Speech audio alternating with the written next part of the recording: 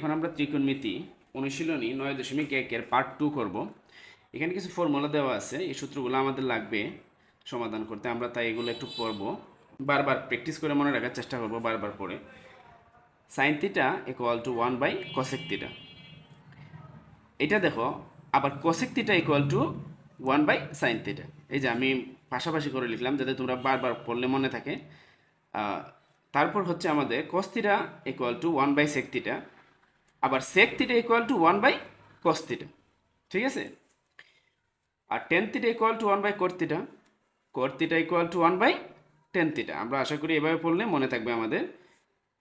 এখানে tan থিটার আরেকটা সূত্র আছে আমাদের। tan থিটা এর আরেকটা সূত্র হচ্ছে sin theta by cos theta. এখন যদি স্কোয়ার থাকে সবগুলাতে, এই যেমন sin square theta equal to 1/cosec square theta. এখন সবগুলা যদি স্কোয়ার থাকে, এখানে যদি cosec স্কোয়ার থিটা থাকে তাহলে এটা হবে 1/sin স্কোয়ার থিটা। এখানে যদি cos স্কোয়ার থিটা থাকে এখানে হবে 1/sec স্কোয়ার থিটা। এখানে যদি sec স্কোয়ার থিটা থাকে তাহলে এখানে হবে 1/cos স্কোয়ার থিটা। এখানে যদি tan স্কোয়ার থিটা থাকে এখানে হবে 1/cot স্কোয়ার থিটা।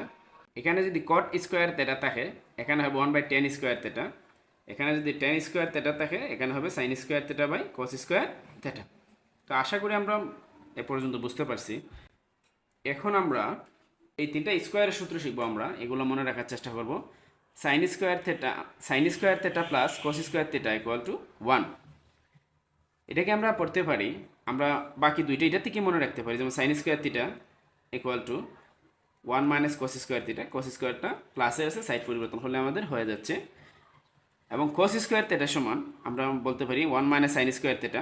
এই যে cos স্কোয়ার থিটা যদি আমরা রাখি তাহলে এই যে sin স্কোয়ারটা আছে এটা আছে প্লাসের, পার্শ্ব পরিবর্তন হলে এটা হবে আমাদের মাইনাসের, সাইড পরিবর্তন হলে এটা হবে মাইনাসের। পরের সূত্রটা হচ্ছে আমাদের sec square theta minus tan square theta equal two 1।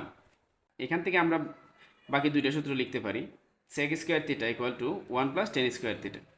tan square আছে এখানে মাইনাসে, পার্শ্ব পরিবর্তন হলে সাইড পরিবর্তন হলে হবে প্লাসে। এখন আমরা tan স্কোয়ার থিটা যদি পড়ি, tan square theta equal two sec square theta minus 1। sec square আছে প্লাসের, এটা আমরা আরেকটা লাইন লিখতে হবে। এখানে আমরা সাইড পরিবর্তন করলে আরেকটা লাইন লিখলে আমরা পাবো sec স্কোয়ার থিটা মাইনাস 1। আর এটা হচ্ছে আমাদের cosec square theta minus cot square theta equal two 1। তো এখানে আমরা যদি লিখি cos square theta equal two 1 plus cot square theta. কীভাবে? এই যে মাইনাসের cot স্কোয়ার থিটা আছে, এটা সাইড পরিবর্তন হলে আমাদের হবে প্লাসের cot স্কোয়ার থিটা। আর এখানে যদি আমরা লিখি cot square theta equal two cosec square theta minus 1, এটাকে আরেকটা লাইন লিখে আমরা পরিবর্তন করতে পারবো। cot square theta equal two cosec square theta minus 1। আশা করি তোমরা বুঝতে পারছো। আমরা ধারাবাহিকভাবে সবগুলো ক্লাস দিব তোমাদের। তোমরা অবশ্যই আমার ফেসবুক পেজ এমডি রাজীব মে এবং YouTube channel Rajib math master RS YouTube channel তোমরা সাবস্ক্রাইব করবা এবং ফেসবুক পেজ ফলো দিয়ে রাখবা। আমি সবগুলো সমাধান করে দেবো তোমাদের। সকল ক্লাসের গণিতে সহজ সমাধান পেতে আমার পেজ এবং আমার ইউটিউব চ্যানেলে তোমরা চোখ রাখো, আমি সবগুলো করে দেবো ইনশাল্লাহ। আশা করি সবাই বুঝতে পারবা। তো ভালো থাকো সবাই, আল্লাহ হাফেজ।